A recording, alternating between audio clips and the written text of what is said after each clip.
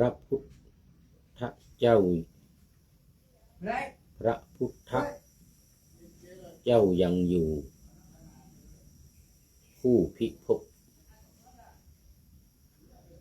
มิได้หลบหลีกลี้หนีไปไหนขอเพียงแต่ตรองตรึกนึกภายในมนัสให้ถึงวิมุตติพบพุทธเองขอถวายความนอบน้อมแด่พระรัตนตรัยมีพระพุทธเจ้าเป็นต้นขอถวายความเคารพพระมหาเถระพระเถรานุเถระเจ้าคณะพระสังฆาธิการทั่วโลกมีพระเดชพระคุณพระธรรมเสนาบดีเจ้าคณะภาค7วัดพระธาตุดอยสุเทพเป็นต้นและขออำนวยพรในท่านผู้ฟังท่านผู้ชมสาธุชนพุทธบริษัททั้งหลายวันนี้รายการธรรมทัศน์ของวัดพระธาตุดอยสุเทพออกอากาศทางสถานีวิทยุวปท2จังหวัดเชียงใหม่มีร้อยเอกจำนงปัญญาวัฒโนเป็นหัวหน้าสถานีและอาตมภาพพระครูปริยัติยานุศาสตร์เป็นผู้บรรยายเป็นประจำทุกวันเวลา 7:30 นาทีถึง 8 นาฬิกาโดยประมาณวันนี้ก็บันทึกเสียงล่วงหน้ามา5 วัน4 30 1 2 3 4 5 วันบันทึกเสียงล่วงหน้ามา5 วันรายการก็จะออกอากาศในวันที่5ถ้ามันเลื่อนได้ข่าวสถานีไฟดับมา2 วันน่าจะเลื่อนถ้าเลื่อนก็จะไปออกวันที่6นี่6 วันนะเห็นว่าสถานีดับมา2 วันดับ2 วันก็เลื่อนไป2 วันแทนที่มันจะออกวันที่4ก็ไปออกวันที่6ไม่เป็นไรตามนั่นก็แล้วกันยกเว้นไฟดับอย่างว่า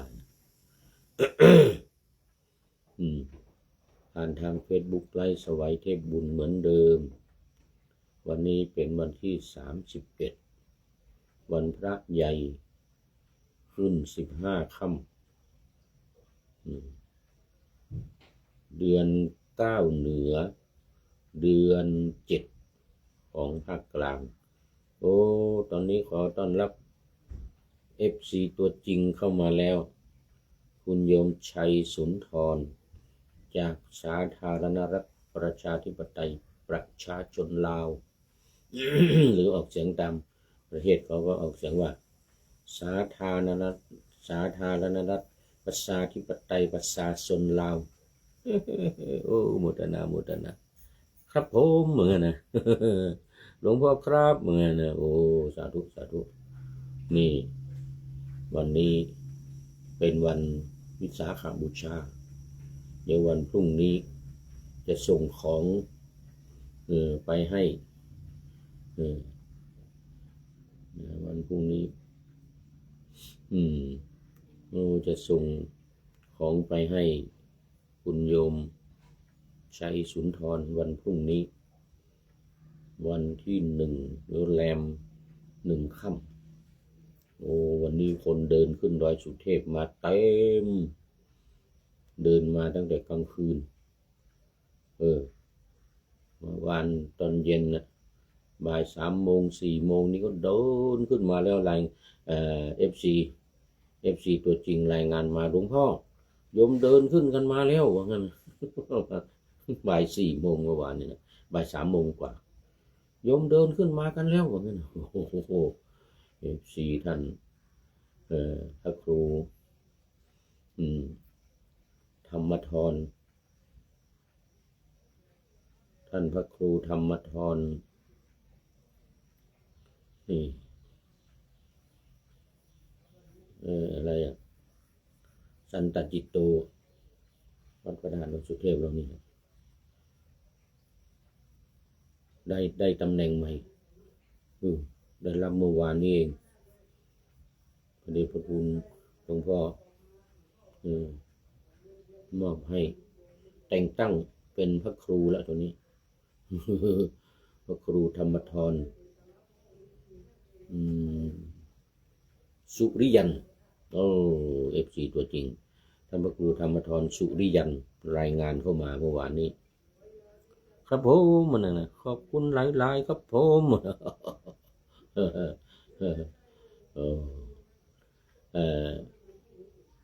พระครูธรรมธรได้รับแต่งตั้งเป็นพระครูฐานาของพระเดชพระคุณหลวงพ่อแทนท่านพระครูธรรมธรวัชรินทร์ท่านพระครูธรรมธรวัชรินทร์ก็ตอนนี้ก็เป็นพระครูปลัดพระครูปลัดรัตนวัฒน์อะไรสักอย่างหนึ่งนี่นะรัตนวัฒน์สักอย่างหนึ่งเนี่ยเนื่องจากว่าท่านพระครูปลัดเดิมรู้สึกว่าจะได้เป็นสัญญบัตรเป็นพระครูสัญญบัตรนู่นอยู่วัด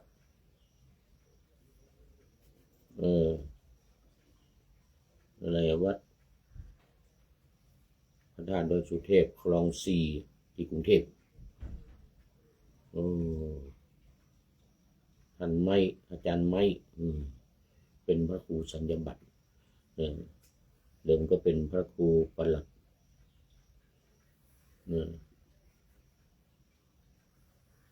วัดอะไรสักอย่างนึงนะ ก็มาแต่งตั้งท่านพระครูธรรมธรวัชรินทร์เป็นพระครูปลัดเสร็จแล้วก็พระครูธรรมธรนี่ก็มาแต่งตั้งท่านFC ตัวจริงสุริยันสันตจิตโตนี่เป็นพระครูธรรมธรสุริยันสันตจิตโตขอแสดงความยินดีถวายมุทิตาจิตแด่ท่านพระครูทั้ง3 รูปที่ได้เลื่อนได้รับการแต่งตั้งตั้งแต่โน้นเลยเป็นพระครูอะไรยังเดี๋ยวก่อน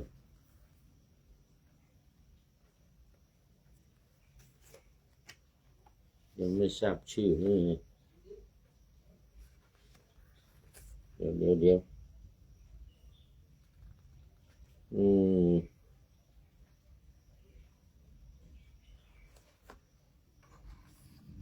ก่อนพ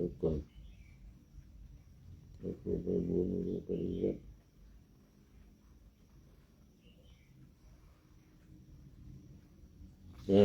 วางไว้ก่อน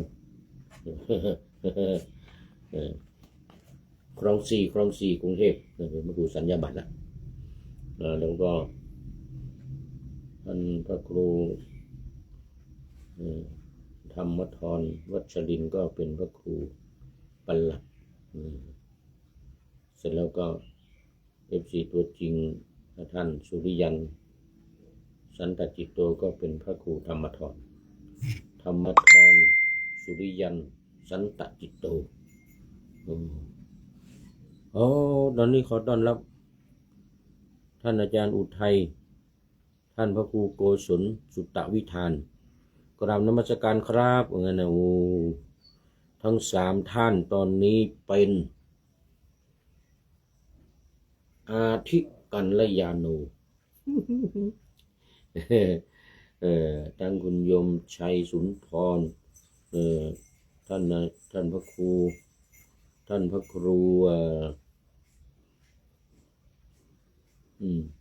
เดี๋ยวโกศลสุตวิธาน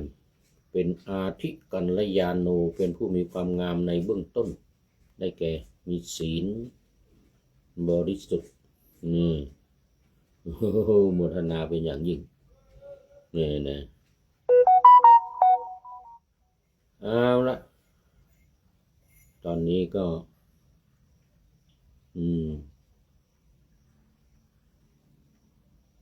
ท่านพระครูโกศลสุตตวิธานแจ้งมาว่าความไพเราะในการเผยแผ่ธรรมของท่านพระครูมีความนุ่มนวลเสมอต้นเสมอปลายเดี๋ยวก่อนฟังทีไรประทับใจมากเป็นเสียงครุยที่คร่ำครวญเหมือนกับเสียงครุยที่คร่ำครวญเดี๋ยวก่อนหากอไผ่ในยามราตรีครับเหมือนโอ้โหสาธุสาธุโอ้ไม่ขนาดนั้นไม่ขนาดนั้นขอบคุณมากขอบคุณมากนี่นะความไพเราะในเบื้องต้นในท่ามกลางในที่สุดนี่อาทิกัลยาณังมัจเจกัลยาณังปริโยสานะกัลยาณังเนี่ยเดี๋ยวถ้ามีใครเข้ามาอีกก็จะเป็นมัจเจกัลยาณังงามในท่ามกลางเนี่ยเราก็จะงามนี่ตั้งใหม่ละ FC ของเราเป็นอาทิกัลยาณังมัจเจกัลยาณังและปริโยสานะกัลยาณังโมทนากับทุกท่านตอนนี้ก็เข้ามาสู่เนื้อหาของธรรมะกันค้างไว้เมื่อวาน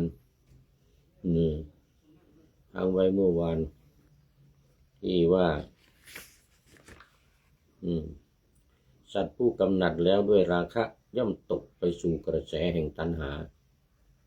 เหมือนแมลงมุมตกไปยังใยที่ตัวเองทำไว้เองฉะนั้นทีละชนทั้งหลายตัดกระแสตัณหาแม้นั้นแล้วเป็นผู้หมดห่วงใยละเว้นทุกข์ทั้งปวงไปก็คือบรรลุนิพพานบรรลุนิพพานมันก็ละทุกข์ทั้งปวงได้ก็เข้าสู่นิพพานแล้วก็มีเรื่องพระนางเขมาเล่าประกอบเมื่อวานนี้เล่าไปในน้อยเดียวหมดเวลา นะวันนี้จะได้มาเล่าต่อให้จบเล่าต่อให้จบเรื่องพระนางเขมานี่นะพระนางเขมานี่เป็นมเหสี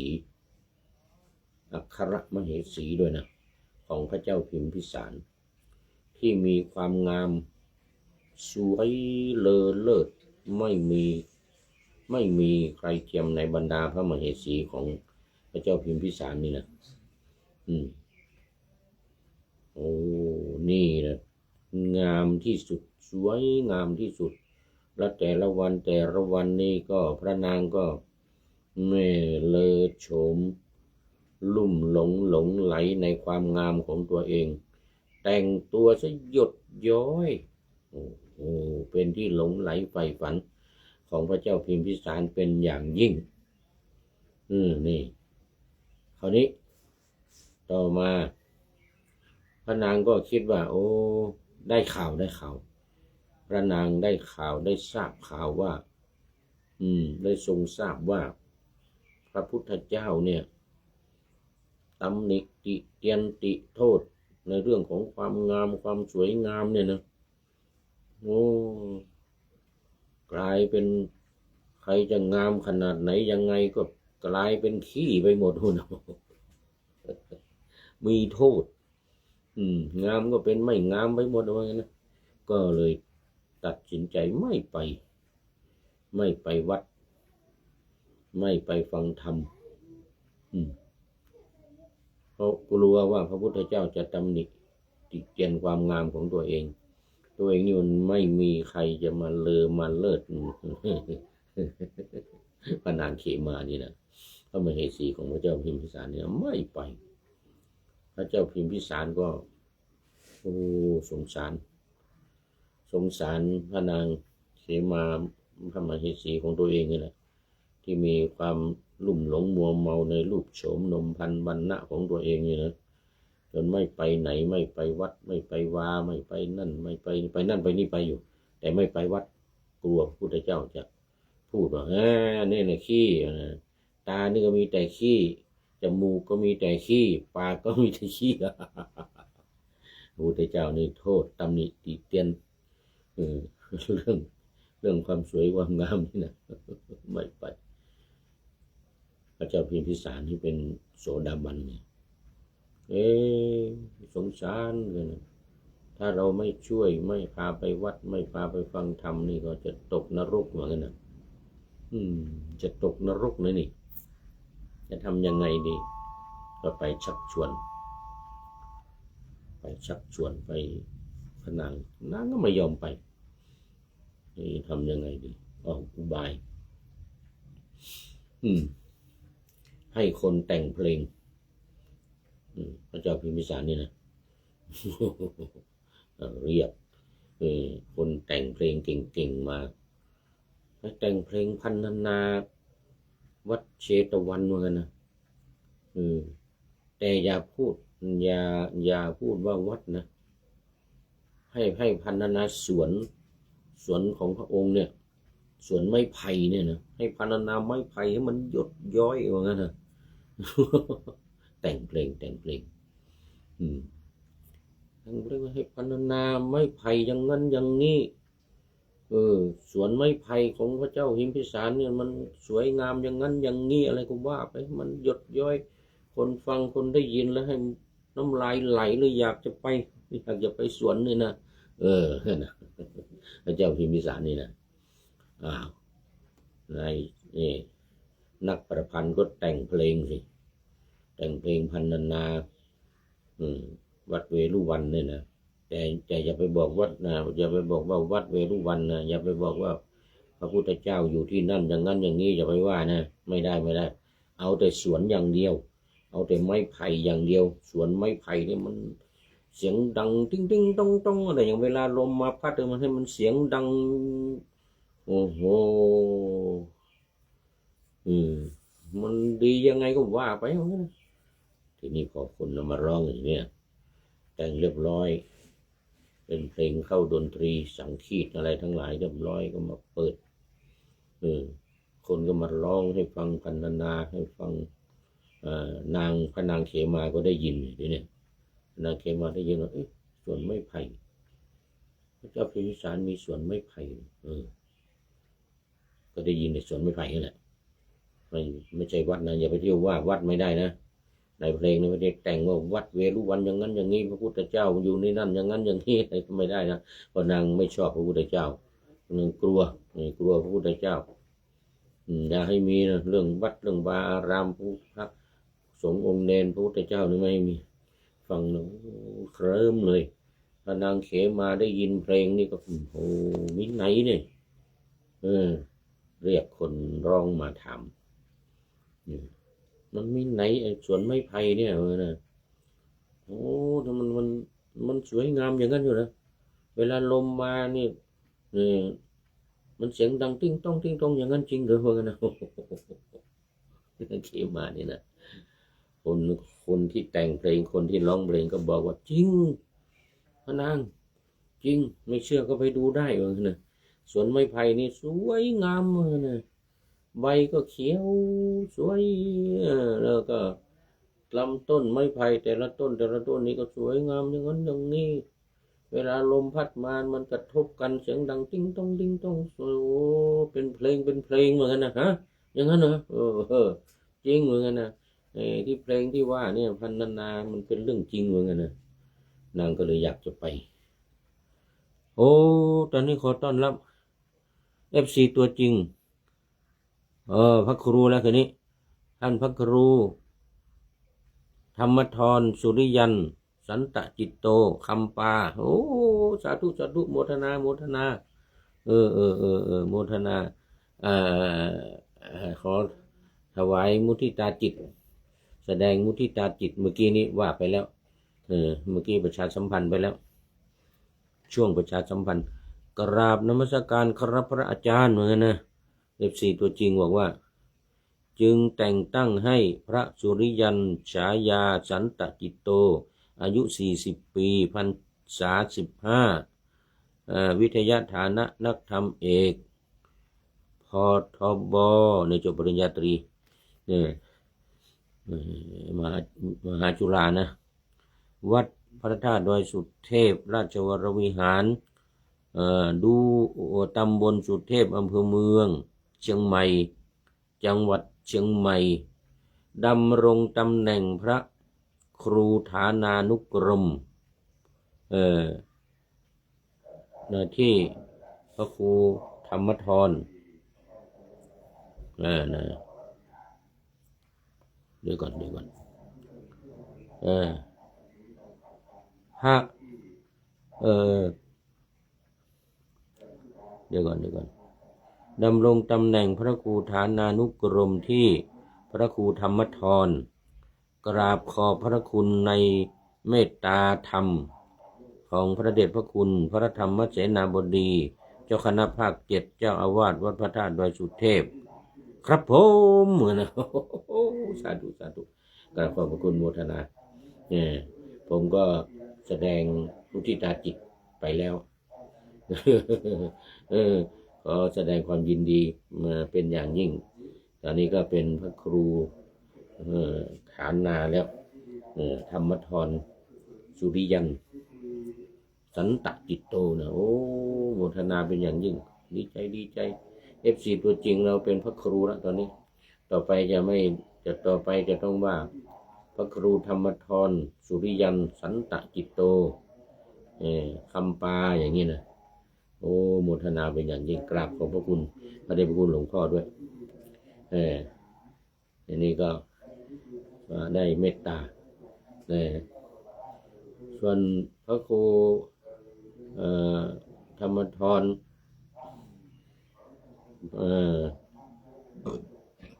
วัชรินทร์เป็นพระครูอะไร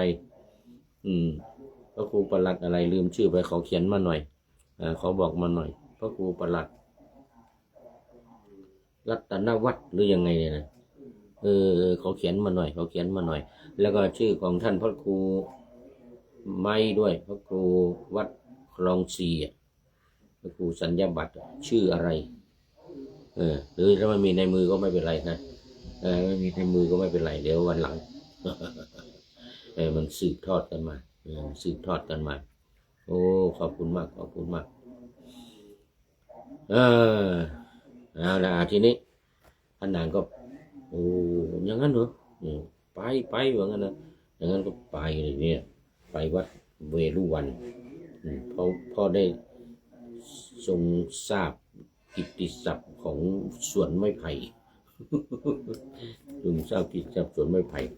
พอไปถึงเลยทีนี้มันเป็นวัดมันเป็นวัดเวรุวันไอ้ที่เขาพรรณนาสวนไม้ไผ่มันก็ถูกอ่ะเพราะว่าสวนไม้ไผ่นี่มันกลายเป็นวัดไปแล้วตอนนี้เป็นพระครูประหลัดวิมลวัชรินทร์ครับผมถูกต้องพระครูประหลัดวิมลวัดท่านพระครูธรรมธรวัชรินทร์นี่นะก็เป็นพระครูประหลัดวิมลวัดนะประหลัดวิมลวัดของพระเดชพระคุณหลวงพ่อเรานี่แหละพระธรรมเสนาบดีนี่เป็นพระครูประหลัดวิมลวัดโอ้ขอบคุณมากเนี่ยทีนี้ก็พระนางก็ไปพระนางเขมานี่นะไปถึงก็เป็นวัดสิพระพุทธเจ้ากำลังแสดงธรรมอยู่พอดีเลยพระพุทธองค์ทรงทราบตั้งแต่หัวรุ่งตรวจดูข่ายคือพยานแล้วตั้งแต่หัวรุ่งโอ้วันนี้พระนางเขมาจะมาเราจะต้องต้อนรับอย่างดีว่าไงนะพุทธองค์เนี่ยเนรมิตผู้หญิงคนหนึ่งสวยไม่มีใครเห็นหรอกมีแต่พระนางเขมาคนเดียวที่จะเห็นนะยืนพัดพระพุทธเจ้าอยู่ข้างหลังพระพุทธเจ้าพระองค์นั่งแสดงธรรมนี่นะนางพัดวีพระพุทธเจ้ามีความสวยงามหยดย้อยยิ่งกว่าพระนางเขมานี่เป็น100 เท่าพันเท่าของเราไม่ได้ขี้เล็บเหมือนกันนะโอ้ยความสวยของเรานี่ไม่ได้ขี้เล็บของนางนี่เลยเหมือนกันนะ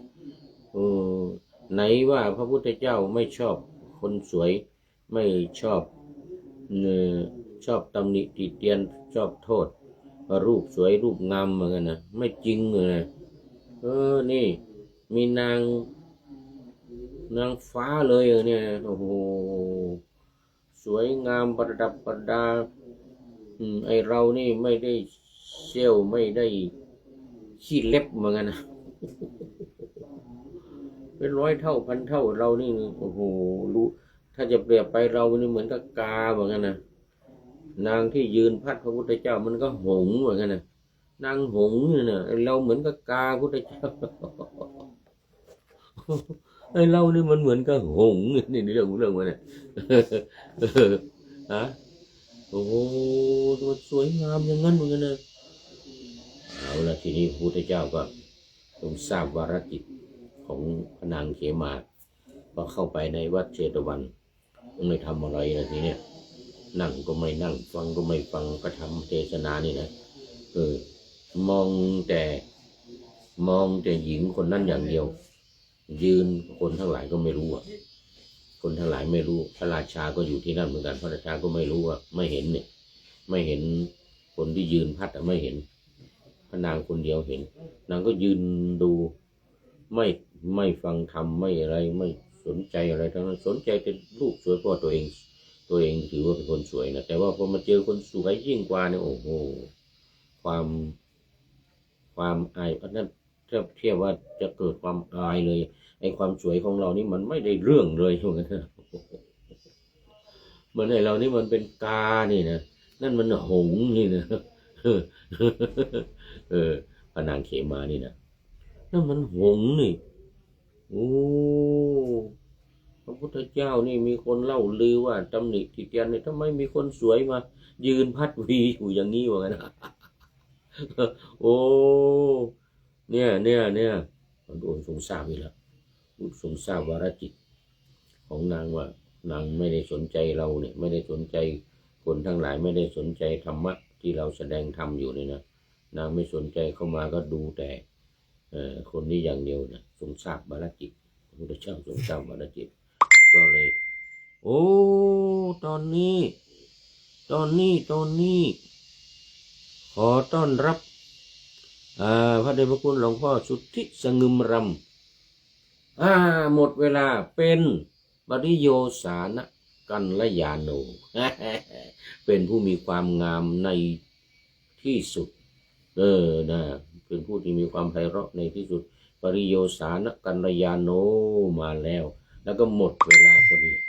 พระพุทธองค์ว่าจะแสดงธรรมให้กับนางนี่ก็เลยไม่ทันเนี่ยโอ้ไม่ทันวันนี้แสดงไม่ทันนะหมดเวลาพอดีนะเห็นพระเดชพระคุณหลวงพ่อสัญลักษณ์ปริโยสานกัลยาโนมาแล้วก็ดูเวลาหมดพอดีกราบขอบพระคุณพระเดชพระคุณหลวงพ่อเป็นอย่างยิ่งจากจังหวัดบุรีรัมย์วันนี้เป็นปริโยสานกัลยาโนนะเป็นผู้มีความงามในที่สุดเข้าสู่เส้นชัยของรายการในวันนี้กราบขอบพระคุณหลวงพ่อเป็นอย่างยิ่งแล้วก็ทุกท่านที่เข้ามาแล้วผ่านไปแล้วนะเข้ามาแล้วผ่านไปแล้วเอาไว้ต่อวันพรุ่งนี้นึกว่าจะให้จบเลยไม่จบเนอะเนี่ยวันนี้ก็ไม่จบมาพระธรรมเทศนาที่พระองค์แสดงที่จะให้นางเปลี่ยนใจเนี่ยก็ไม่ทันวันนี้เอาไว้พรุ่งนี้จบแน่